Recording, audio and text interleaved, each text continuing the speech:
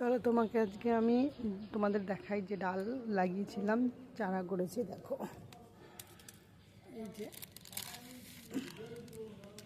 স্থলপদ্মের ডাল লাগিয়েছিলাম, কি সুন্দর চারা হয়েছে। চলো এবার গোলাপের দেখাই। এই যে গোলাপের, এই দেখো গোলাপের ডাল লাগিয়েছিলাম। ওই রে দেখো, এই যে কি সুন্দর পাতা বেরিয়েছে। দেখো এটা এখনো বেড়ায়নি, এটাই বেরিয়েছে। এই দেখো আরেকটা গোলাপের ডাল লাগিয়েছিলাম তার থেকে, এই যে পাতা বেরিয়েছে। দেখো